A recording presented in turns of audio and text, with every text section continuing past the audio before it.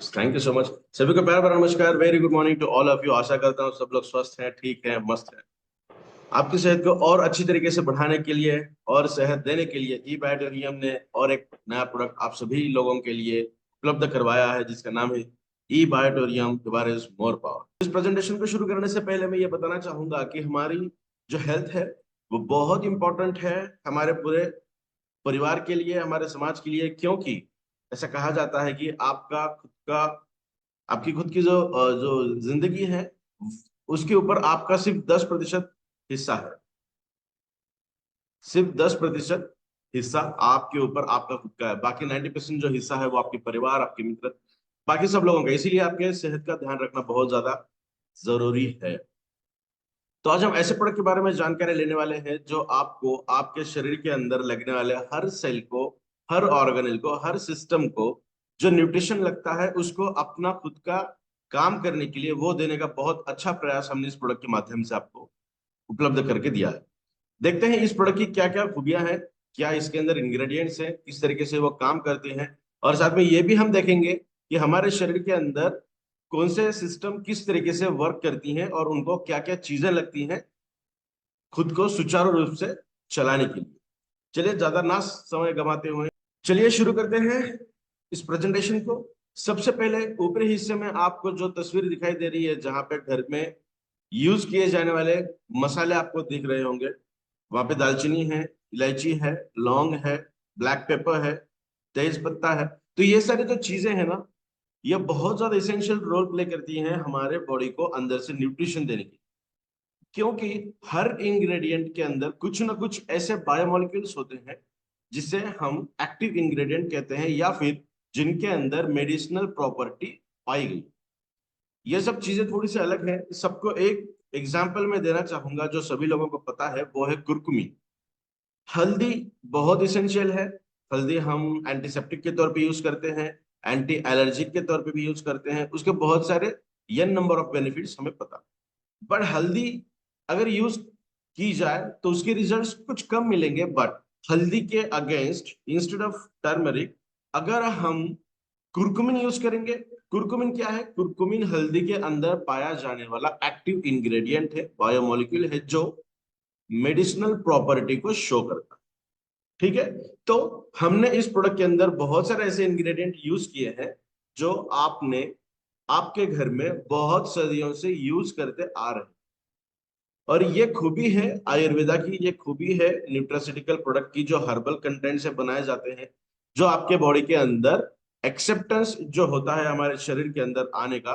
कोई भी कंटेंट शरीर के अंदर जब जाता है तो उसे बॉडी पे एक तो बॉडी के बाहर ढकेल देगी, इसे हम कहेंगे प्रोटेक्ट। और दूसरा है एब्जॉर्ब करना, यानी उसको हमारे बॉडी के अंदर यूज करना। तो ये एकमात्र ऐसा प्रोडक्ट है जो आपके शरीर के अंदर जाने के बाद 0% प्रोटेक्शन और 100% एक्सेप्टेंस शो करता है। चलिए देखते हैं क्या प्रोडक्ट है ये। सबसे पहले ये प्रोडक्ट को बनाने के पीछे जो मनीषा थी वो थे मार्केट के अंदर की जो मिसिंग लिंक है, मिसिंग कड़ी है, उस मिसिंग लिंक को ढूंढना और उसके लिए कोई ऐसा प्रोडक्ट बनाना जो उस मिसिंग लिंक को, उस वैकेंसी को ओवरकम कर दे। तो सबसे बड़ा जो मार्केट है, सबसे बड़ी दिक्कत वाली बात आज के डेट में जो है वो है न्यूट्रिशन। बिकॉज आप देखिए, बहुत सारे डाइटिशियन, बहुत सारे न्यूट्रिशनल क्वालिफिकेशन आज की डेट में होने लगी है। क्योंकि हेल्थ के अंदर सुधार लाने का जो दौर चल रहा है वो काफी तेजी से बढ़ रहा है। बट फिर से मैं ये खुद का जो मेरा परसेप्शन है वो ऐसा है कि मैं दिन में अगर 2 बार खाना खाता हूं तो कौन से खाने में कौन सी चीज कितनी मात्रा में होनी चाहिए वो तय कर पाना। जो इंग्रेडिएंट्स में यूज कर रहा हूँ या फिर जो रॉ मटेरियल में यूज कर रहा हूँ खाना खाने के लिए, क्या उसके अंदर उतनी न्यूट्रिशनल क्वालिटी है जो मेरे शरीर को फुलफिल कर पाए, वो एक चीज। तो इससे बहुत सारे सवाल मेरे दिमाग में आते हैं कि किस तरीके से ये किया जाए। By profession I am biotechnologist. 32 से भी ज्यादा सब्जेक्ट्स की स्टडी हमने हमारे ग्रेजुएशन और पोस्ट ग्रेजुएशन के अंदर की है, जिसके अंदर ऐसा कहा जाता है कि life science biotechnology is applied science comes under the life science. तो लाइफ साइंस के अंदर जितने भी सब्जेक्ट्स आते हैं वो सब हमने पढ़े हैं और मैं बच्चों को पढ़ाता भी हूँ।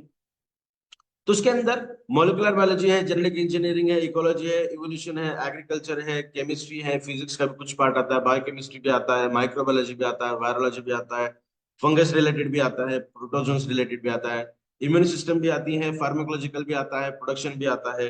तो ये बहुत सारा एक बहुत ब्रॉड स्पेक्ट्रम वाली स्ट्रीम। तो जब हम न्यूट्रिशन के ऊपर सोचने लगे तो हमें ये पता चला कि बॉडी के अंदर बहुत डिफिशियंसी आज की डेट में पाई गई है, ना सिर्फ इंडिया बट ग्लोबल की बात करेंगे। बट इंडियन सबकॉन्टिनेंट की अगर हम बात करें या फिर हमारे भारत देश की बात करें तो वी आर डेवलपिंग, हम फुल्ली डेवलप्ड नहीं है, हम डेवलपिंग के अंदर है। तो बहुत बार आपने भी ये सुना होगा कि जो फर्स्ट क्वालिटी वाला मटेरियल होता है, चाहे फ्रूट्स की बात करेंगे या और कोई चीज, वो बाहर, भारत के बाहर सबसे पहले भेजी जाती है, फर्स्ट क्वालिटी। तो क्या ये मानना उतना लॉजिकली ठीक है कि हम सबसे सुपीरियर खाना खा रहे हैं? नहीं। तो इसीलिए ये जो न्यूट्रिशन वाला जो सेक्टर है वो मार्केट में सबसे बड़ा मिसिंग लिंक। और न्यूट्रिशन आपके शरीर के अंदर जाने के बाद ही आपको मिलेगा। ठीक है। तो एक तो मैग्नीशियम मैग्नेटिज्म थेरेपी से जो प्रोडक्ट हमारे पास है वो तो हमारे बॉडी को अलाइन करने का काम करती है एक्सटर्नली। तो सागर सर का ये भी मानना था कि एक्सटर्नली तो हमने बहुत अच्छा काम किया ही है, बट क्या हम कुछ ऐसा प्रोडक्ट ला सकते हैं जो हमारे शरीर के अंदर जाने के बाद हमारे हर पेशी को, हर सेल को उतनी ताजगी दे जितना हम चाहते हैं? तो उनके ये सोच के साथ हमारी भी फ्रीक्वेंसी मैच हुई और हमने कोलैबोरेट किया है, और आज ये प्रोडक्ट सिर्फ और सिर्फ एक्सक्लूसिवली ईबैटोरियम के प्लेटफॉर्म पे अवेलेबल है। तो उस प्रोडक्ट का नाम है ईबैटोरियम हिबारेज मोर पावर। देख सकते हैं इस तरीके से वो दिखेगा। तो देखिए जो सॉल्यूशन हमने निकाला है इस न्यूट्रिशन का, वो सॉल्यूशन सिर्फ और सिर्फ ये प्रोडक्ट के अंदर आपको दिखाई देगा। तो आप ये कहोगे कि यहाँ पे तो न्यूट्रिशन के अंदर तो बहुत सारी चीजें हमने बताई हैं, इसेंशियल थिंग्स बताई हैं, अमीनो एसिड्स बताए हैं, विटामिन बताए हैं, न्यूट्रास्यूटिकल्स बताए हैं, बहुत सारी चीजें उसके अंदर है। तो क्या ये संभव है कि ये प्रोडक्ट के अंदर ये सारी खूबियां हैं? तो उसी को जानने के लिए ये प्रेजेंटेशन आपके सामने उपलब्ध है। तो चलिए देखते हैं। हमारा जो पूरा शरीर है वो शरीर 11 अलग अलग सिस्टम से बनता है। मैं सिस्टम की बात कर रहा हूँ, मैं ये नहीं कहता हूँ कि ऑर्गेनल ये ऑर्गेनल ये काम करेगा, वो बहुत माइनर चीज हो जाएगी, उसको समझाने के लिए बहुत सारा समय लगेगा। और जो नॉन साइंस बैकग्राउंड से बिलोंग करते हैं उनको काफी हार्ड जाएगा। तो इसलिए जनरलाइज्ड हम बात करेंगे, मोटा मोटी जो चीज समझ में है उसी के ऊपर बात करेंगे। तो हमारा पूरा शरीर जो बनता है वो 11 अलग अलग प्रणालियों से बनता है, 11 अलग अलग सिस्टम से बनता है। तभी ये सर के ऊपर का जो है वो पहली सिस्टम है, सर्कुलेटरी सिस्टम, जो फर्स्ट यहाँ पे हमने दिए।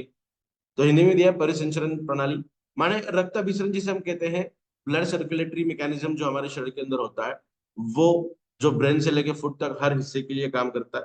नेक्स्ट वन डाइजेस्टिव है। तो ये अगर हम क्लॉकवाइज देखेंगे तो हमारे शरीर के अंदर ये सब प्रणालियों को अगर इकट्ठा कर दे तभी पूरा शरीर बनता है।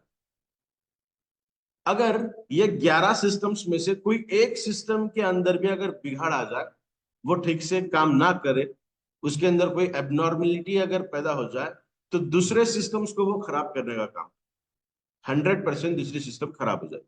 कल हमने सर्कुलेशन के बारे में बात की थी कि उसके अंदर अगर दिक्कत है तो क्या क्या होगा। आज हम बात करेंगे थोड़ा सा डाइजेशन के बारे में। दोनों चीजों के बारे में बात करते हैं। सर्कुलेशन के अंदर अगर दिक्कत आ जाएगी तो क्या क्या हो सकता है। ब्लड एकमात्र ऐसा जरिया है हमारे शरीर के अंदर जो हर सेल को न्यूट्रिशन देने का काम करता है। हम जो भी चीज खाते हैं मेटाबॉलिज्म के अंदर जाता है, डाइजेशन के अंदर जाता है, वहां पे कैटाबॉलिज्म होगा, फिर एनाबॉलिज्म होगा, एनर्जी का प्रोडक्शन होगा, एनर्जी बनाई जाएगी और ब्लड के द्वारा ही शरीर के हर सेल को देने का काम करेगी। क्योंकि ब्लड कैपिलरीज इतनी सूक्ष्म है, इतनी छोटी है कि वो हर सेल के पास जा सकती है। इसीलिए कोई पर्सन अगर बहुत ज्यादा सीरियस है, बहुत ज्यादा डेंजर जोन में है, आईसीयू में है या एन आईसीयू में है, तो उसको हर चीज ब्लड के द्वारा ही दी जाती है। ठीक है, समझ रहे हैं आप? उनको खाना खाने से दी नहीं जाती, उनको मेडिसिन भी ब्लड के द्वारा ही दी जाती है, क्योंकि हर सेल के पास हर चीज को लेकर जाने का काम ब्लड के द्वारा ही किया जाता है, बाकी और कोई चीज नहीं कर सकती। तो देखिए सर्कुलेशन के अंदर अगर दिक्कत आ जाएगी तो क्या होगा। उसके बहुत सारे रीजंस हो सकते हैं। सर्कुलेशन के बारे में आप सब लोग बहुत ज्यादा जानते हो। तो मैं ये कहना चाहूंगा कि ब्लड अगर थिक है, गाढ़ा है, जो जैसे जैसे एज बढ़ती है हमारी वैसे वैसे वो उस तरीके से काम करने लगता है, गाढ़ा बनता है, जो हमारी बॉडी के अंदर एसिडिटी को शो करता है, एसिडिक कंडीशन को शो करता है, तो सर्कुलेशन ठीक से नहीं होगा।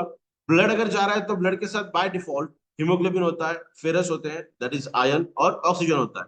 तो ये सब चीज अगर घूमने लगे या फिर उनका सर्कुलेशन ठीक तरीके से ना हो तो क्या होगा? ऑक्सीजन का सर्कुलेशन ठीक तरीके से ना हुआ तो रेस्पिरेशन में प्रॉब्लम आएगी। रेस्पिरेशन के अंदर अगर प्रॉब्लम आ जाएगी तो एटीपी का सिंथेसिस कम होगा। एटीपी का सिंथेसिस कम होगा तो वो अफेक्ट करेगा मेटाबॉलिज्म के अंदर। तो ये जो चीजें हैं ना, ये 100% एक दूसरे के ऊपर डिपेंडेंट। तो इसीलिए अगर हम बात करते हैं हमारे शरीर को अच्छी तरीके से स्वस्थ रखना, तो हम इनडायरेक्टली बात कर रहे हैं ये 11 सिस्टम्स की, कि हमारी ये 11 सिस्टम्स अच्छी तरीके से वर्किंग करे। अगर ये अच्छी तरीके से वर्किंग हो तो ही हमारा शरीर अच्छी तरीके से काम कर पाएगा। ठीक है। तो हम ये एक प्रोडक्ट की बात नहीं कर रहे हैं, हम ऐसे प्रोडक्ट की बात कर रहे हैं जो आपके 11 के 11 सिस्टम्स को अच्छी तरीके से प्रोटेक्ट करने का काम करेगा। साथ ही छोटे मोटे अगर उसके अंदर बिगाड़ दिए दिखते हैं तो उसको भी ओवरकम करने का काम करेगा, रिवर्ट करने का काम करेगा। बाय डिफॉल्ट काम तो करता ही है, बट जैसे स्टार हैश कहते हैं ना, star that is condition apply, वो भी हम बात करेंगे कि कहाँ कहाँ से ये चीजें हो सकती है। बट जनरलाइज अगर हम बात करेंगे तो डेफिनेटली ये प्रोडक्ट आपके बॉडी के अंदर रिस्टोरेशन का काम करेगा और साथ ही प्रोडक्शन का भी काम। क्योंकि खुद ये मेरा मानना है या फिर हमारी पूरी जो टीम है उनका मानना है, जिंदगी भर दवाइयों का सेवन करना ये कभी भी और किसी भी तरीके से स्वस्थ स्वास्थ्य की निशानी नहीं है। जिंदगी भर या फिर मरते दम तक दवाइयों का सेवन करना ये कभी भी अच्छी स्वास्थ्य की निशानी नहीं है। और ये हम मानते हैं, इसीलिए ये एक प्रोडक्ट का आविष्कार हुआ जो आपके शरीर को बहुत सही तरीके से प्रोटेक्ट करने का काम करेगा। इसे हम फूड सप्लीमेंट कहते हैं, इसे हम न्यूट्रास्यूटिकल कहते हैं। हमारे पास आयुष सर्टिफिकेट है। आयुष का मतलब होता है कि we are talking about medicine, but हम मेडिसिन की बात नहीं कर रहे हैं, हम न्यूट्रास्यूटिकल की बात कर रहे हैं, हम फूड सप्लीमेंट की बात कर रहे हैं। जैसा मैग्नीशियम एक अल्टरनेटिव थेरेपी है, उसी तरीके से ये नॉन स्पेसिफिक नॉन बायोलॉजिकल एक कंटेंट है जो आपके बॉडी के अंदर एज लाइक मेडिसिन के तहत काम करेगा। ठीक है। और इसीलिए इसे कुछ नाम दिए गए हैं मेडिकल टर्मिनोलॉजी के अंदर। जो सबसे पहला नाम है न्यूट्रिशन प्लस फार्मास्यूटिकल। न्यूट्रिशन माने न्यूट्रिशन तो बॉडी को दे ही रहा है, बट उसका काम किस तरीके से हो रहा है? As a pharmaceutical. और इसीलिए इसका फिर से दूसरा नामकरण हुआ, वो है फार्मा फूड। खाना तो हम खा रहे हैं, जो चीज खा रहे हैं वो खाने की ही है, बट वो काम फार्मेसी के जैसा कर रही है, मतलब मेडिसिन के जैसा कर रही है। तो ये मेडिसिन नहीं है। अदरक, दालचीनी, इलायची, लौंग, केसर, कोकोनट, गन्ना, शहद, ये सब चीजें जो है ये मेडिसिन नहीं है। बट इनके अंदर जो एक्टिव बायोमोलिक्यूल्स हैं, एक्टिव इंग्रेडिएंट्स हैं, जिनको हमने चुना, जिनको निकाला और इस प्रोडक्ट के अंदर ऐड किया, वो काम करती हैं एज अ मेडिसिन। इसीलिए इसे फार्मा फूड भी कहा जा सकता। तो इसके अभी फीचर्स देखेंगे क्या क्या है। ये प्रोडक्ट कुछ इस तरीके से दिखेगा आपको, दैट इज इबाइटोरियम इबारिस मोर पावर। इसके फीचर्स देखेंगे हम किस तरीके से ये हमारे शरीर के अंदर काम करता है। तो सबसे पहला फीचर जो इसका है that is it serves as excellent antioxidant. ये एक बेहतरीन एंटीऑक्सीडेंट के तहत काम करता है।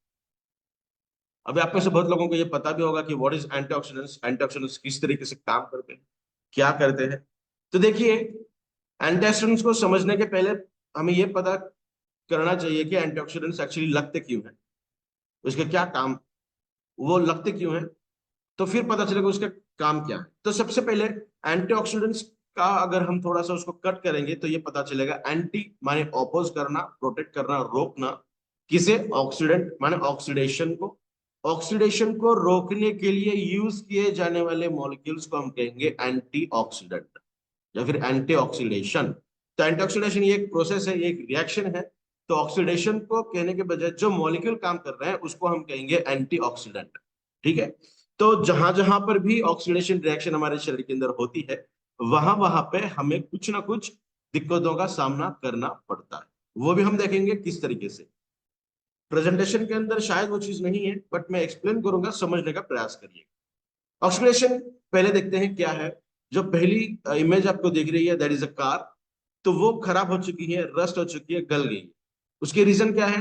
वो बनी है मेटल से, आयन से, लोह से। उसको रस्ट करने के लिए क्या क्या कारणीभूत है? पानी और ऑक्सीजन।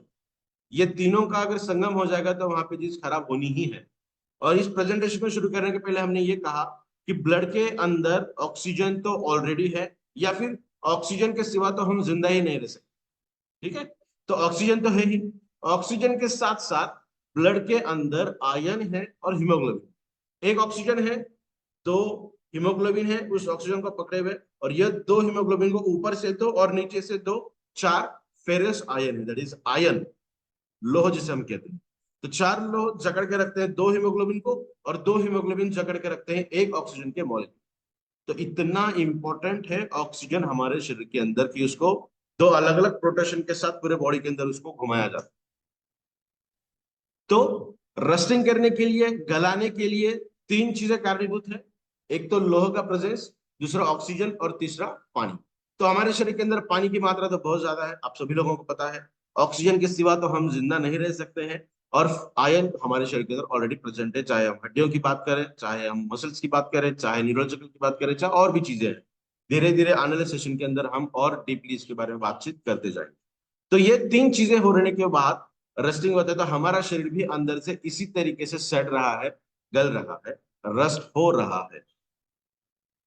तो इसे किस तरीके से बचाया जा सकता है?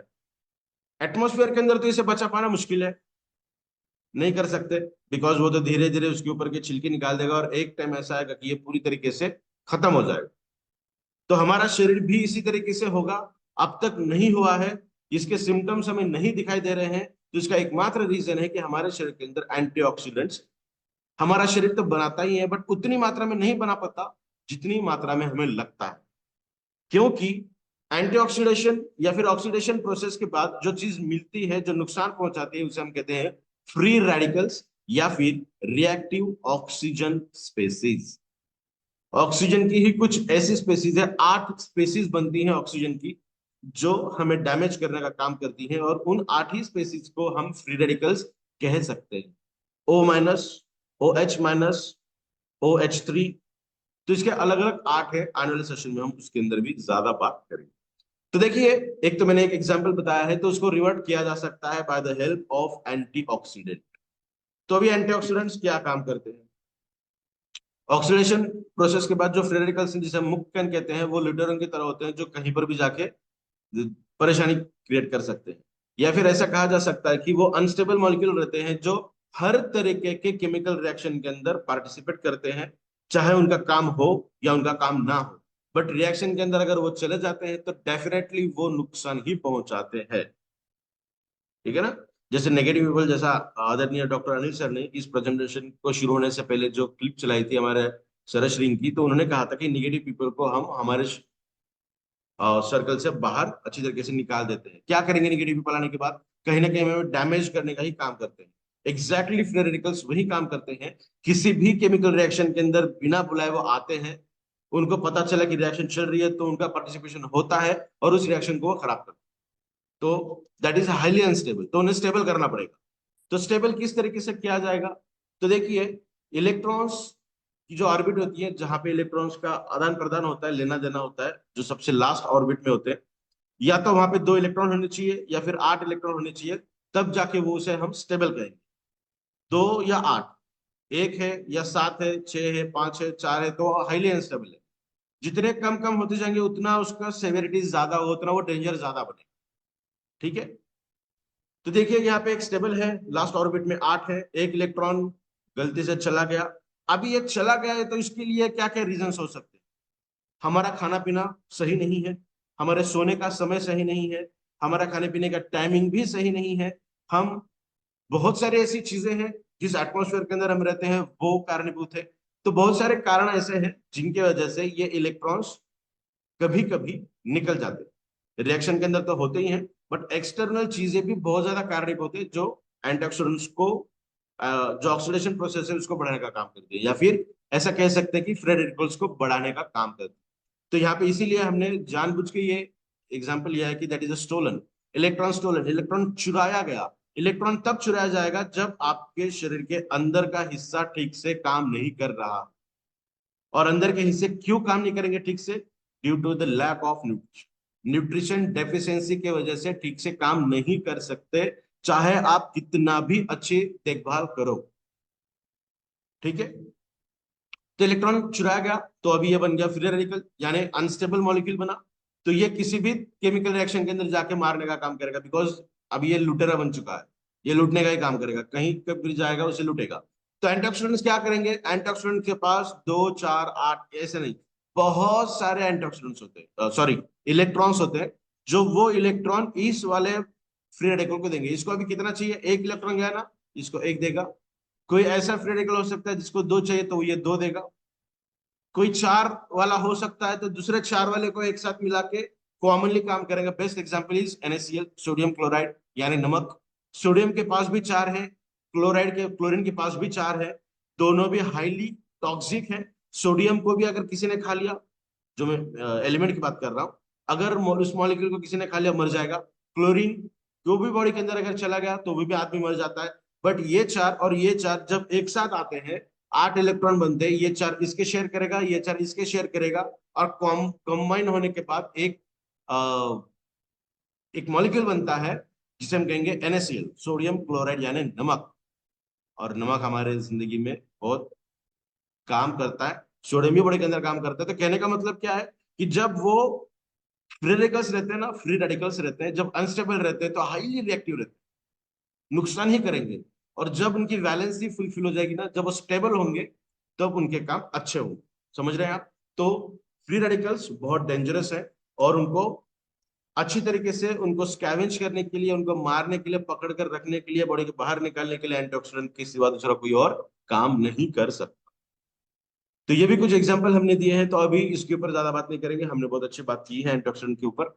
तो हमारे प्रोडक्ट के अंदर बहुत सारे ऐसे कंटेंट है जो एंटीऑक्सीडेंट को शो करते हैं। Almost 30+ ingredients are present in this product, those are showing antioxidant capacity. कुछ इंपॉर्टेंट हमने यहाँ पे दिए हैं आपको, जो देखकर आप भी समझ पाओ कि हाँ ये हमने देखा है। अदरक, खजूर, कोकोनट, मखाना, बादाम और दालचीनी। कमरकश भी है, बीजबंद भी है, गोंद भी है, गन्ने का जूस भी है, इसके अंदर हमने यूज किया हुआ है, शहद है। तो ये बहुत सारे और भी इंग्रेडिएंट हैं जिनके अंदर एंटीऑक्सीडेंट प्रॉपर्टी शो होती है। तो आप देखिए, एंटीऑक्सीडेंट के लिए तो हर कोई अलग अलग फ्रूट्स खाते हैं, विटामिन सी रिलेटेड खाते हैं, एप्पल्स खाते हैं, उनके अंदर भी पाया जाता है, ऑरेंजेस खाते हैं, आंवला खाते हैं। तो हर एक एंटीऑक्सीडेंट का रोल अलग अलग है। तो मैं तो यहाँ बता रहा हूँ आपको 30 से भी ज्यादा इंग्रेडिएंट्स है, तो ये किस तरीके से काम करें, ओवरलैप तो नहीं करेंगे एक दूसरे को। हमारे बॉडी के अंदर बहुत सारे ऐसे काम हैं जो एक दूसरे का काम बढ़ाने का करते हैं। उसके ऊपर हम बात करेंगे जब हम ब्रेन रिलेटेड बात करेंगे ना, तो वहां पे एक कोरिलेशन करेंगे हम। तो ई बैक्टीरियम के अंदर जो ये प्रोडक्ट आपको मिलने वाला है, उनके अंदर ये सारी खूबियां हैं। देखते हैं दूसरा फीचर क्या है, that is good in autoimmune disorders. Autoimmune disorders को इस तरीके से जस्टिफाई किया जा सकता है कि हमारा खुद का शरीर हमारे खुद के इम्यून सिस्टम के लिए एक आतंकवादी बनता है, बैक्टीरिया के जैसा काम करने लगता है। एज ए फॉरेन पार्टिकल हमारा इम्यून सिस्टम उसको ट्रीट करता है।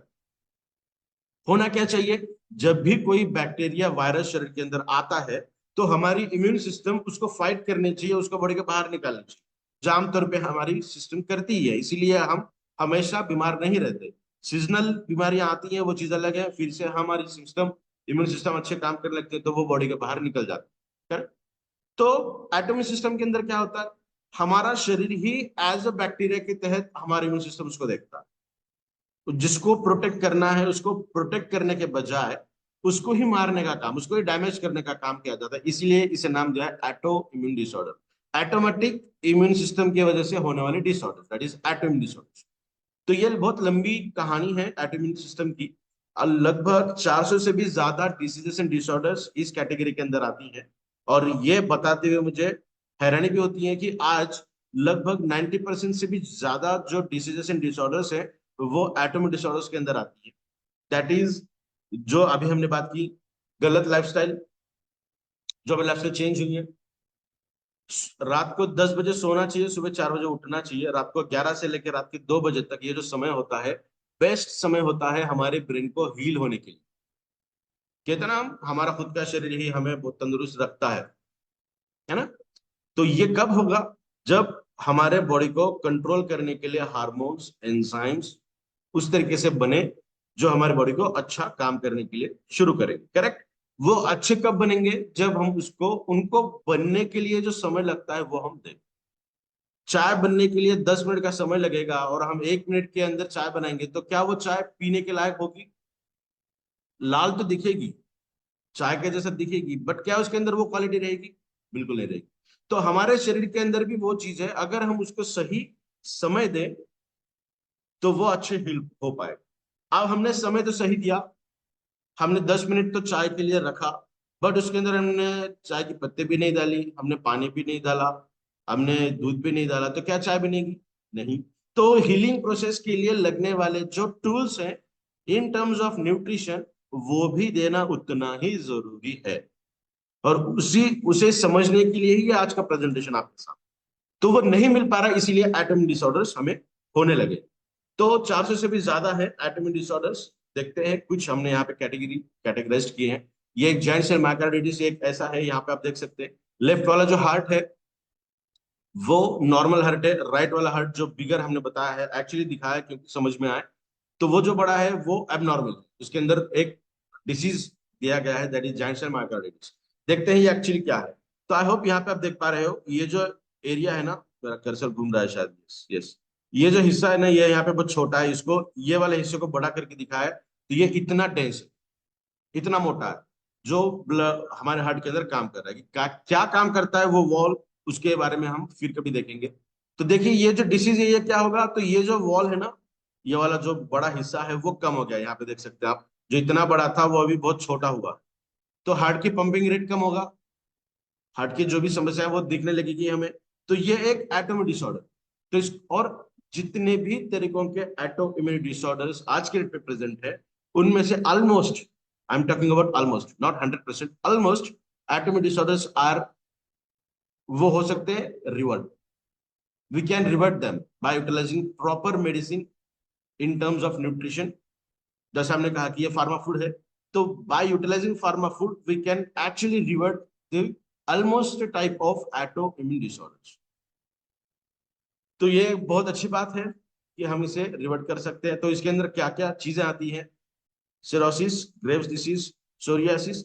सोरियासिस का मतलब होता है स्किन की जो डिसीजेस हैं, और ये बताते हुए बहुत अच्छा लगता है कि मेडिकल टेक्नोलॉजी के अंदर सोरियासिस के लिए एक्सटर्नल एप्लीकेशन के ही मेडिकेशंस दी जाती हैं ताकि प्रोटेक्ट किया जाए। बट ये जो प्रोडक्ट है आपको जो मिल रहा है, इबाटोरियम हिबारिस मोर पावर, ये ऐसा प्रोडक्ट है जो सोरियासिस को अंदर से खत्म कर देगा। और हम कहते हैं ना कि आयुर्वेदा सिम्टम्स के ऊपर काम नहीं करता, वो जड़ के ऊपर काम करता है। एक्चुअली में ये प्रोडक्ट जड़ के ऊपर काम करेगा। आप इसके रिजल्ट्स बहुत सारे देख सकते हैं। तो देखिए, आपके ब्रेन से लेके फुट तक आपके शरीर के अंदर अलग अलग हिस्सों में अलग अलग डिसीजेस मिलती हैं, जो कैटेगरी के अंदर आती है एटोइम्यून डिसऑर्डर्स। ठीक है, यहाँ पे भी कुछ हमने बताया है। कंफ्यूजन हो या गट रिलेटेड इश्यू हो, स्किन, तो ये सब चीजें ही आती हैं एटोइम्यून डिसऑर्डर्स के अंदर। तो इसको भी बहुत इजी तरीके से हम रिवर्ट कर सकते हैं। नेक्स्ट इसका फीचर है in the silent killer.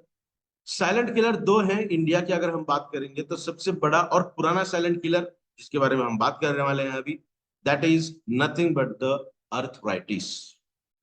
Arthritis एक ब्रॉड स्पेक्ट्रम, उसको अगर हम छोटा छोटा कैटेगरी के अंदर करें तो सबसे पहले है जॉइंट पेन।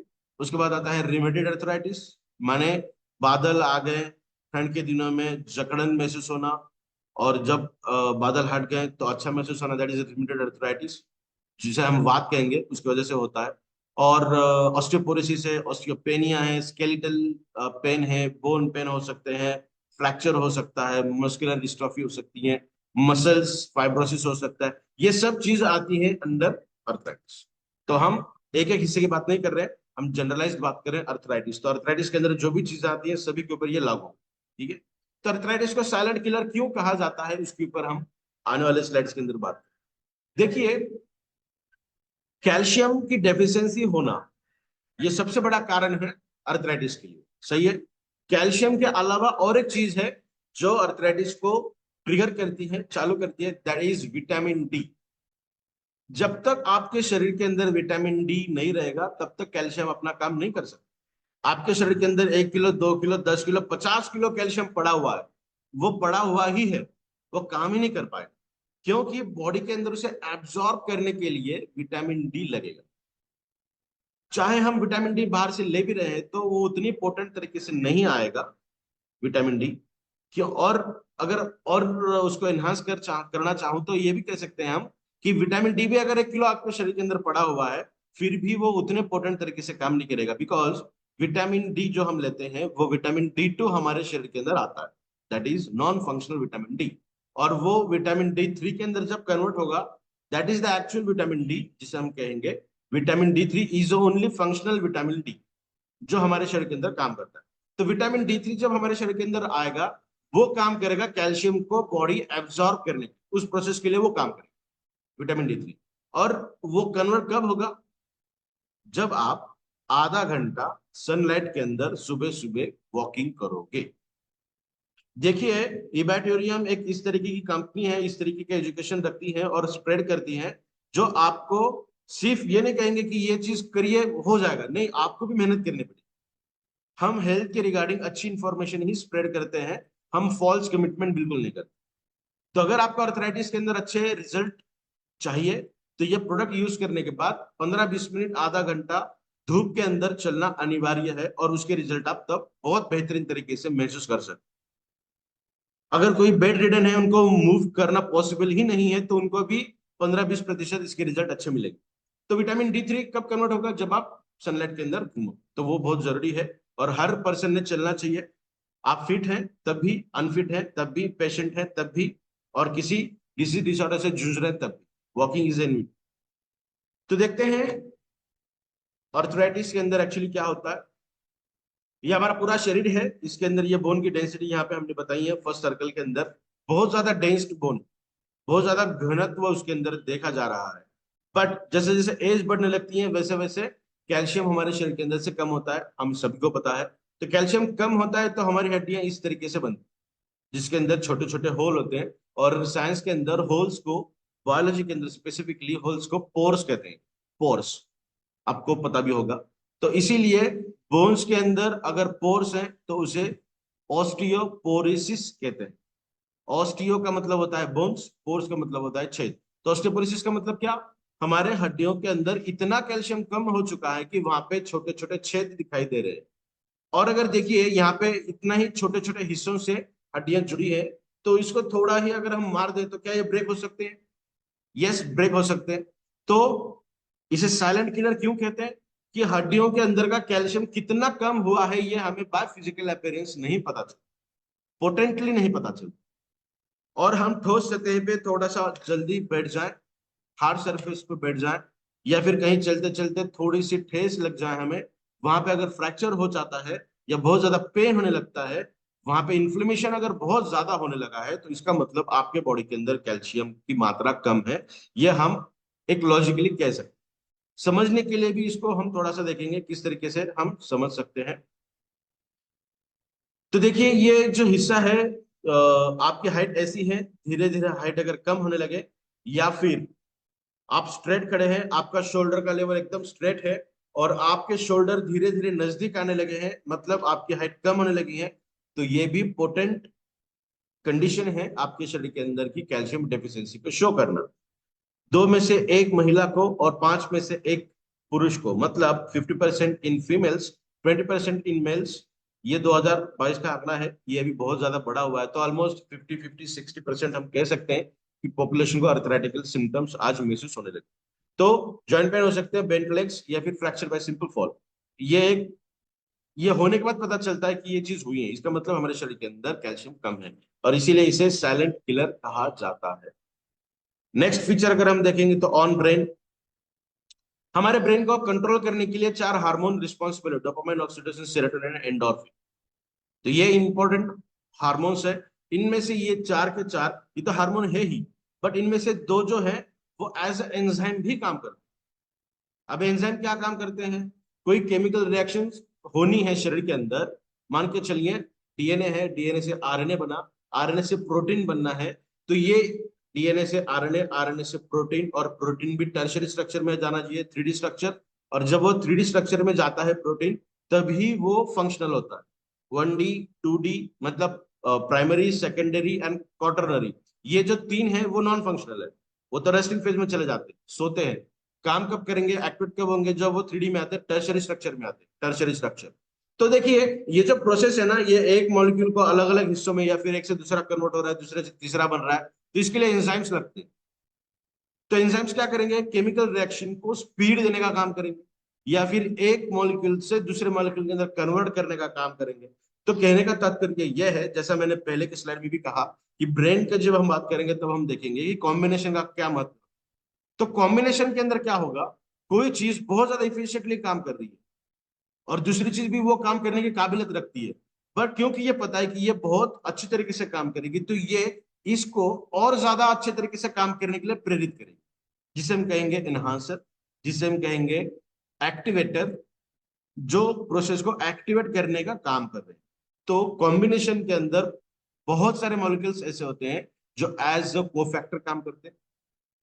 किसी प्रोसेस को होने के लिए को फैक्टर, जैसे को आर्टिस्ट होते हैं ना, साइड हीरो होते हैं, मेन हीरो और साइड हीरो, जो उसको उभरने के लिए काम करते हैं, उसी तरीके से जो इंपॉर्टेंट रोल प्ले करते हैं उनको आगे बढ़ाने के लिए को फैक्टर, कोई एनहांसर, कोई चीज को बढ़ाने के लिए, कोई चीज को एक्टिवेट करने के लिए एक्टिवेटर। तो ये जो मॉलिक्यूल्स है ना, और प्रोडक्शन करने के लिए किसी को बनाना है तो प्रिकर्सर मॉलिक्यूल लगते हैं। एज लाइक कार को चालू करने के लिए बटन दबाना पड़ता है या फिर स्टार्टर देना पड़ता है, उसके बाद उस चाबी की या फिर स्टार्टर की कोई जरूरत नहीं है, गाड़ी ऑटोमेटिक चलेगी, जब बंद पड़ेगी फिर से स्टार्ट करना पड़ता है, इग्निशन देना पड़ता है। तो प्रोसेस को भी स्टार्ट करने के लिए, एक्टिवेट करने के लिए जो मॉलिक्यूल स्टार्टर के तहत काम करते हैं ना, वो सिर्फ उनको अलग से हम नहीं ले सकते। आपने कभी ये सुना नहीं होगा कि डॉक्टर ने एक्टिवेटर दिए हैं आपको, डॉक्टर ने उस प्रोसेस को और अच्छा करने के लिए सप्लीमेंट के तहत ये मॉलिक्यूल दिया जो काम करेगा, दैट इज नॉट पॉसिबल। वो खाने से ही मिलती है। इसीलिए कहा जाता है कि खाने के अंदर अलग अलग सीजनल चीजें होनी चाहिए, जो उस सीजन के लिए जो बॉडी के अंदर काम करना है उसको बढ़ाने के लिए वो पर्टिकुलर कंपोनेंट काम करता है। बट दुर्भाग्यवश साइंस इतना आगे बढ़ा है कि हर कोई चीज हर महीने हर सीजन में मिल रही है। मेरे बच्चों को तो ये बता पाना मुश्किल ही है कि कौन से सीजन में कौन सी चीज मिलती है, क्योंकि 12 महीने हर चीज मिल रही है, अवेलेबल है।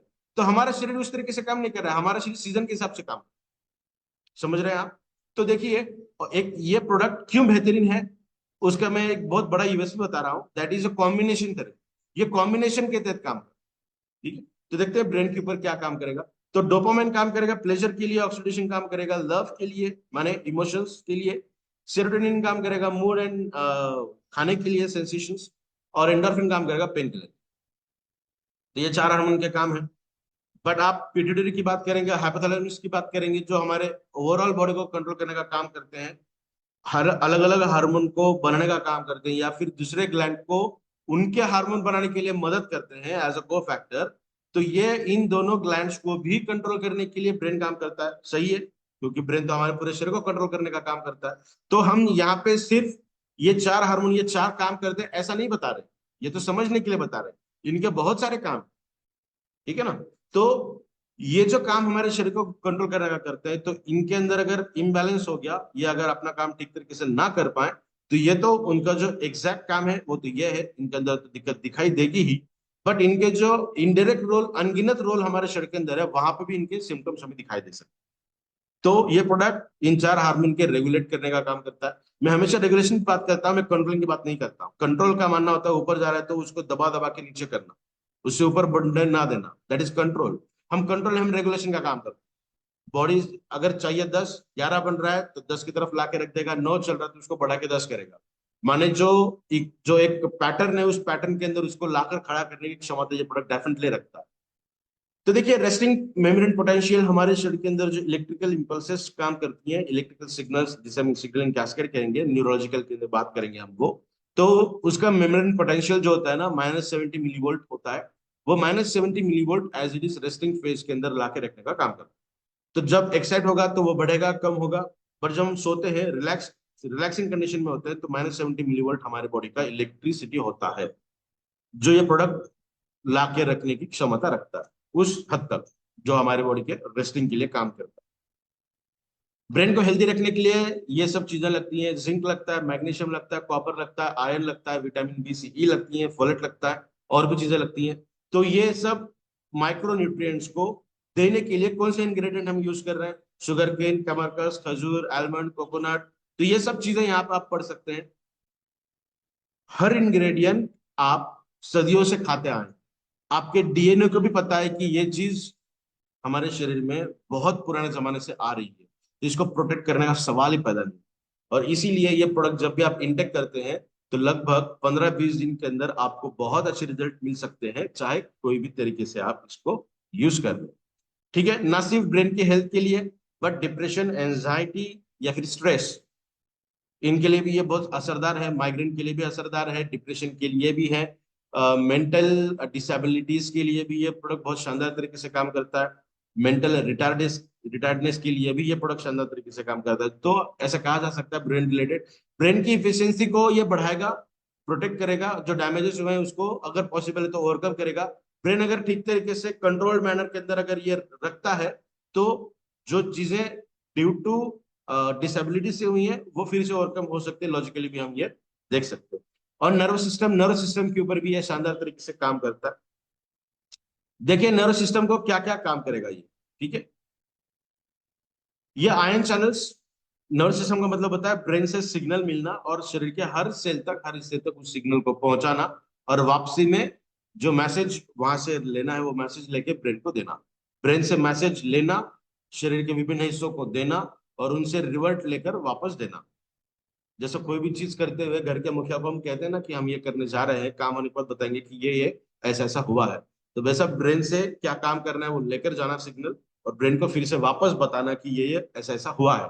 ये फ्रैक्शन ऑफ सेकंड के अंदर काम करता है। तो ये काम करने के लिए, सिग्नल को एक्साइट करने के लिए, चालू करने के लिए ही मेमोरी पोटेंशियल लगता है। और वहां पे काम करेगा आपका सोडियम और पोटेशियम। इन दोनों की इक्विलिब्रियम अगर वहां पे मेंटेन है ना, इन दोनों की कॉन्सेंट्रेशन अगर ठीक मात्रा में मेंटेन है, तभी सिग्नल की एक्साइटेशन होती है, जिसे हम एक्शन पोटेंशियल कहेंगे। अगले स्लाइड के अंदर हम बात करने वाले हैं। तो देखिए ये समझना थोड़ा सा जरूरी है। आयन चैनल्स, आयन कोई भी हो सकता है, positive charge cation, negative charge ion. तो ये कोई भी आयन हो सकते हैं जो हमारे शरीर से सेल के अंदर जाना, सेल के बाहर निकल जाना, ठीक है ना। तो शरीर के अंदर अगर जा रहे हैं तो काम करेंगे अच्छी तरीके से, और जो वेस्टेजियल प्रोडक्ट है वो सेल से बाहर निकालना। तो आने के लिए, जाने के लिए जो दरवाजे हैं उनको हम आयन चैनल कहेंगे। और वो चार अलग अलग तरीके से शरीर के अंदर काम करते हैं। लिगैंड गेटेड, जिनको कुछ टैगिंग दी जाती है, वो अगर है, मैच हुआ तो ही काम करेंगी। मैकेनिकल, प्रेशर देना काम करता है, जो अगर प्रेशर दिया गया तभी वो ओपन होगी, अगर प्रेशर नहीं दिया गया तो वो बंद हो जाएगी। Next one is always open, आओ जाओ घर, तुम्हारा कोई दिक्कत नहीं, कभी भी आइए आप, कोई टेंशन नहीं है। यह हर कंटेंट हर किसी के लिए ओपन नहीं है, ये स्पेसिफिक चीजों, स्पेसिफिक आयंस के लिए ही है, समझने के लिए मैं बता रहा हूँ। और last one is voltage gated ions. Voltage gated का जहां पे, अगर मैं, जैसा मैंने कहा कि सोडियम काम करता है, तो सोडियम का कॉन्सेंट्रेशन वहां पे रहना बहुत ज्यादा जरूरी है। अगर मैं ये कहूँ कि 50 सोडियम आयन होने के बाद 1 मिली एम्पियर वोल्टेज बनता है, तब ये ओपन होगा। अगर 40 है तो ओपन होगा क्या? नहीं होगा। और वो ओपन नहीं होगा तो आगे की प्रोसेस नहीं होगी, जिसे हम कहेंगे न्यूट्रिशन डेफिशिएंसी। हमने न्यूट्रिशन दिया और 40 से 50 सोडियम बन गए, तो कितना चाहिए था? 50, 50 के 50 आ गए, हाँ भैया ये ओपन करिए, सोडियम अंदर आएगा तो अपना काम करेगा। तो न्यूट्रिशन डिफिशियंसी अगर है तो क्या क्या हो सकता है, और न्यूट्रिशन सही मात्रा में दी जाए तो क्या क्या हो सकता है, उसका बेस्ट एग्जाम्पल ये है। तो देखते हैं इसके ऊपर, वोल्टेज गेट के ऊपर हम बात करने वाले हैं। इन न्यूरोलॉजिकल न्यूरोलॉजिकल डिसऑर्डर्स लगभग 15 से भी ज्यादा है हमारे शरीर के अंदर। और किस तरीके से काम करते हैं ये सिग्नलिंग कैस्केड, वो थोड़ा सा देखते हैं हम। एक्शन पोटेंशियल शुरू हो गया, जहां पे सोडियम पोटेशियम की मात्रा अच्छी है, सिग्नल बना, सिग्नल ब्रेन ने भेज भी दिया। भेजने के बाद एक न्यूरॉन से सिग्नल बाहर निकलना चाहिए, तब जाके दूसरी न्यूरॉन ले सकती है। यहाँ पे आप देखिए, ये जो एक न्यूरॉन है यहाँ पे उसका सेंटर है, यहाँ पे सिग्नल बना, ये सिग्नल यहाँ से यहाँ से यहाँ से इस तरीके से बाहर निकलेगा। और ये जो ये वाला हिस्सा है ना, टेल, जो एंड प्लेट हम बता रहे हैं, मोटर एंड प्लेट, तो ये जो टेल है यहाँ से सिग्नल बाहर पड़ेगा। तो ये वाला जो छोटा ग्रीन वाला डॉट है ना, उसके ऊपर हम बात कर रहे हैं। यहाँ पे देखिए, ये वाला ग्रीन हिस्सा है वो निचला। तो एक न्यूरॉन यहाँ से सिग्नल बाहर निकालने के लिए, ये जो वेसिकल्स है इसको डिफ्यूज होना पड़ेगा इसके आउटर मेम्ब्रेन के साथ। डिफ्यूज कब होगा? Voltage gated ion channel, I hope यहाँ पे लिखा होगा कहीं वोल्टेज गेटेड। ये देखिए, voltage gated calcium ion channel is open and calcium flowing. तो कैल्शियम के वोल्टेज गेटेड आयन चैनल वहां पे होने चाहिए। अभी वोल्टेज गेटेड का मतलब क्या हुआ कि जितना वोल्ट चाहिए, 1 मिली एम्पियर फॉर एग्जाम्पल चाहिए, तो उतना तो होना चाहिए ना वहां पे उसको ऑन करने के लिए, ओपन करने के लिए। और ये किसके लिए है? कैल्शियम के लिए।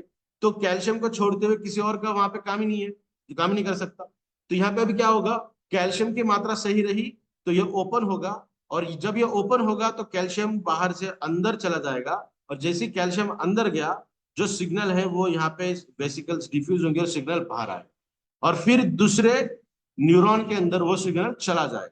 फिर दूसरे न्यूरॉन का भी वो काम, उसको उससे बाहर निकालना है तो कैल्शियम गेटेड आयन चैनल्स को ओपन करना पड़ेगा। वो तभी ओपन होंगी जब कैल्शियम का कॉन्सेंट्रेशन ज्यादा होगा, जितना चाहिए उतना होगा, कैल्शियम अंदर जाएगा और सिग्नल फिर बाहर आएगी। फिर तीसरे न्यूरॉन के लिए सेम।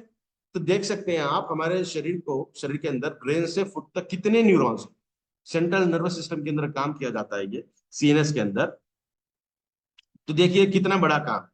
और अर्थराइटिस को साइलेंट किलर क्यों कहा जाता है, जैसे जैसे एज बढ़ती है वैसे वैसे कैल्शियम का इंटेक हमारे शरीर के अंदर कम होता है। और कैल्शियम तो सबसे ज्यादा प्रेजेंट है बोन्स के अंदर 98%, और 2% हमारे दांत के अंदर, नाखून के अंदर, बाकी सब जगह पे हम कह सकते हैं। बट 98% तो बोन्स के अंदर है, हड्डियों के अंदर। लगता कहाँ पे ज्यादा है बोन कैल्शियम, सभी जगह पे लगता ही तो है, बट सबसे ज्यादा कहाँ लगेगा, हमारे ब्रेन के अंदर, जो सबसे इंपॉर्टेंट रोल प्ले करता है। ब्रेन डेड हो गया, ब्रेन ने काम करना बंद कर दिया, तो क्या हम जीवित रह पाएंगे? नहीं। Best example is paralysis. Control ही नहीं कर पा रहे ना, मेरे हाथ को ही कंट्रोल नहीं दे पा रहे, सिग्नल नहीं भेज रहा है कि यार तुझे काम करना है। अगर हाथ को सिग्नल ही नहीं आ रहे तो हाथ कैसे काम करेंगे? और हमने न्यूट्रिशन अच्छी दी, अगर वो न्यूट्रिशन डेफिशिएंसी है, क्योंकि पैरालिसिस के अंदर 90% से भी ज्यादा जो रीजन है वो ड्यू टू माल न्यूट्रिशन है, डेफिशिएंसी है, या फिर बहुत ज्यादा है तो माल न्यूट्रिशन से है। अगर सही न्यूट्रिशन दिया जाएगा तो फिर पैरालिसिस रिवर्ट हो सकता है। ठीक है ना? तो ये एक एग्जांपल मैंने आपको बताया। तो ये दिक्कत भरा काम है। तो देख सकते हैं कि आप प्रोडक्ट कितना बेहतरीन तरीके से काम कर रहा है। ये और उसके थोड़ी सी डिटेल इंफॉर्मेशन हमने दी है। यहाँ पे ग्लाइसिन नाम का अमीनो एसिड लाके लगता है, यहाँ पे ग्लूटामिक एसिड ग्लूटामेट लगता है। तो ये एक न्यूरॉन है, ये दूसरी न्यूरॉन है। इन दो न्यूरॉन को इकट्ठा रखने के लिए मैग्नीशियम का रोल है। मैग्नीशियम को अंदर ढकेलने के लिए, प्रेशर मेंटेन करने के लिए ऊपर से सोडियम, कैल्शियम, सोडियम और कैल्शियम, नीचे पोटेशियम। एक्शन पोटेंशियल को अराइज करने के लिए, जैसे मैंने कहा, सोडियम और पोटेशियम लगता है। तो ये थोड़ी टेक्निकल चीजें हैं। तो कहने का तात्पर्य यह है कि सिर्फ हम ये कर रहे हैं, वॉकिंग कर रहे हैं या फिर और कोई चीज कर रहे हैं और पूरा शरीर ठीक है, तंदुरुस्त है, that is not possible at all.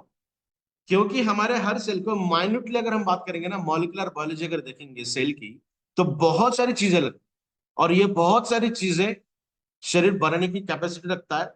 But उसमें से भी बहुत सारी चीजें हमारे खाने से मिलती, और इसीलिए न्यूट्रिशन को बहुत अनन्य साधारण महत्व है हमारे रोज की जिंदगी। और ये बताते हुए बहुत अच्छी बात मुझे लगती है कि ये जो प्रोडक्ट आपके सामने है, that is more power only on the platform of ईबॉटोरियम। तो ये खासियत रखता है, ये कैपेबिलिटी रखता है कि आपके शरीर के अंदर ये सब चीजों को ओवरकम कर दे। Next one is pH balance. ये आपके शरीर को पीएच बैलेंस करने का काम। आपने सुना होगा कि अल्कलाइन करना चाहिए, नहीं। बॉडी अगर बॉडी का पीएच अल्कलाइन का मतलब क्या होगा? सबसे ज्यादा कौन सा है हमारे बॉडी के अंदर पार्ट? सबसे ज्यादा चीज कौन सी है? ब्लड सबसे ज्यादा मात्रा में है। और इसीलिए बॉडी का पीएच अगर कहा जाएगा तो हम डायरेक्टली कहते हैं ब्लड का पीएच कितना होता है? 7.35 टू 7.45। 7.35 टू 7.45 ये हमारे ब्लड का पीएच है। 0.10 बफरिंग कैपेसिटी रखता है। आपने कोई चीज खाई, मेटाबॉलिज्म में जाएगा, ब्लड के अंदर जाएगा, तो वो थोड़ा सा एसिडिक की तरफ जाएगा। तो 99% हम एसिडिक कंटेंट ही तो खा रहे हैं।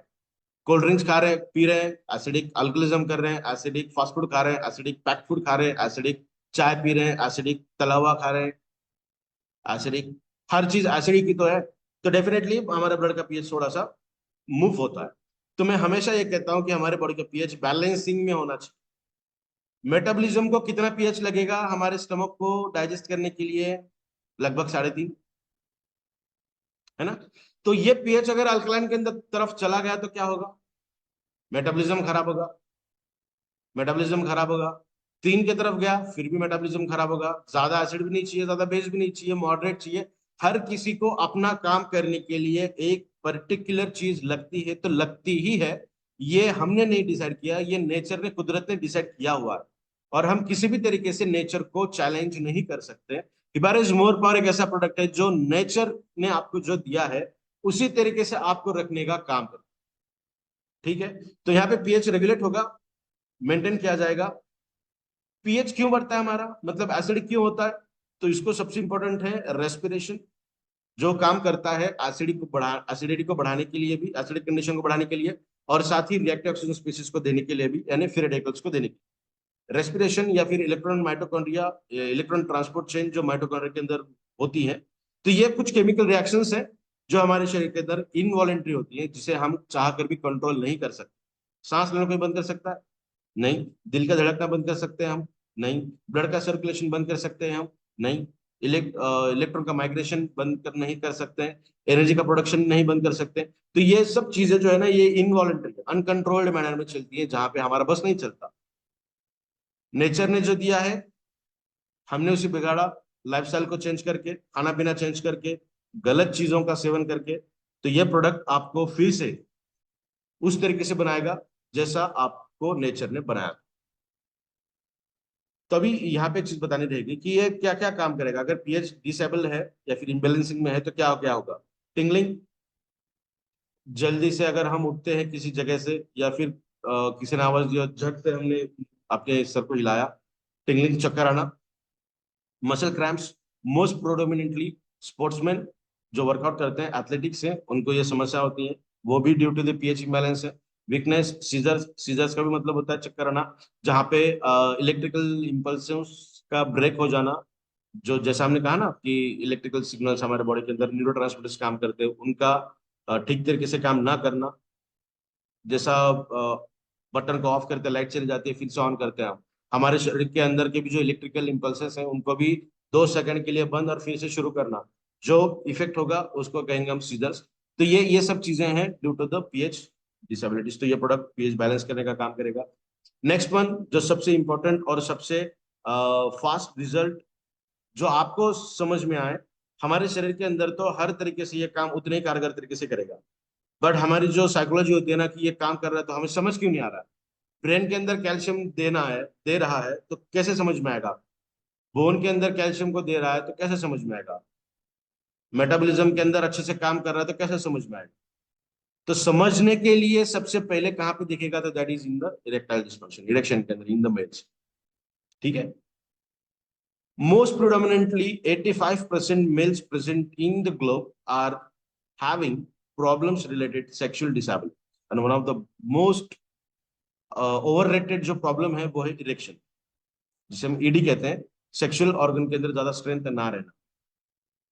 इसको ओवरकम करने के लिए ये प्रोडक्ट बहुत शानदार तरीके से काम करता है। इसके रीजंस क्या क्या है, तो साइकोलॉजिकल रीजंस हैं, रिलेशनशिप प्रॉब्लम्स हो सकती है, उसके बाद एसिडिटी हो सकती है, एसिडिक कंडीशन अगर बॉडी के अंदर बहुत ज्यादा है तब भी ये दिक्कत होती है। डिप्रेशन है, एंजाइटी है, प्रेशर है, टेंशन है, बहुत ज्यादा फिजिकल एक्सर्शन है, बहुत ज्यादा ऐसे एटमॉस्फेयर से हम जुड़ते जा रहे हैं जहाँ पे रेडिएशन चीजें बहुत ज्यादा है, तो वो इफेक्ट है। और सबसे पहला रीजन जो मेरी रिसर्च के दौरान मुझे पता चला, और ये सही भी है, आप भी देख सकते हैं, दैट इज डायबिटीज। डायबिटीज के अंदर भी ये हमें बहुत नुकसान पहुंचाता है। तो देखिए इनको और इसे ओवरकम करने के लिए एलोपैथिक इंडस्ट्री के अंदर एक आर्टिफिशियल ड्रग पाया गया, दैट इज सिल्डेनाफिल सिट्रेट। इसके भी बहुत सारे डेरिवेटिव्स हैं। One of the most popular जो ड्रग है दैट इज सिल्डेनाफिल सिट्रेट, और उसे यूज किया गया सबसे पॉपुलर जो मेडिसिन है दैट इज वियाग्रा। तो वियाग्रा एक ऐसा ड्रग है जो हमारे ब्रेन को कंट्रोल करने की इजाजत नहीं देता, उससे बढ़ाकर ऊपर लेकर जाता है आपके एक्साइटमेंट लेवल। मेरे शरीर को जितना टेस्टोस्टेरोन चाहिए उतना अगर मिले तो मेरा शरीर मेरे हिसाब से बहुत शानदार तरीके से परफॉर्मेंस कर सकता है हर चीज से। बट वो अगर हम बहुत ज्यादा एक्स्ट्रा अगर उसको मैं दे दूं, कंट्रोलिंग से बाहर दे दूं, तो मेरा फिजिकल शरीर, मेरा जो शरीर है उसे वो कैपेबल नहीं है कि इसको कंट्रोल कर पाए, क्योंकि वो ड्रग ही ऐसा है जो ब्रेन को कंट्रोलिंग करने की इजाजत ही नहीं देता है। जो कंट्रोलिंग करेगा कैस्केड है, उस कैस्केड को वो कट करता है।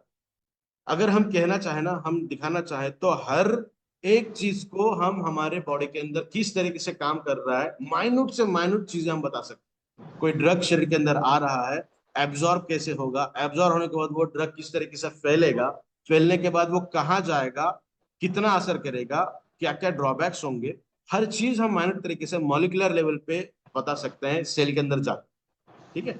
तो ये जो चीज है ये बियॉन्ड कंट्रोल काम कर रही है। जिसका कोई मतलब नहीं है। हायर ब्लड प्रेशर वाले पेशेंट को अगर हम दें तो हार्ट रिलेटेड समस्या बहुत ज्यादा अमाउंट में देखी जा सकती है, और वियाग्रा से डेथ होने के जो रेट है वो बहुत ज्यादा है। और उन सब डेथ में से सबसे ज्यादा फर्स्ट डेथ जो कैटेगरी है वो होती है हार्ट स्ट्रोक, हार्ट का अरेस्ट होना, कार्डियक अरेस्ट जिसे हम कहेंगे, वो दिक्कत वहां पे आती है। तो हिबारिस मोर पर एक ऐसा प्रोडक्ट है, हिबारिस मोर पर एक ऐसा प्रोडक्ट है जो बहुत शानदार तरीके से हमारे बॉडी के अंदर से इरेक्शन को ओवरकम करने की ताकत रखता है।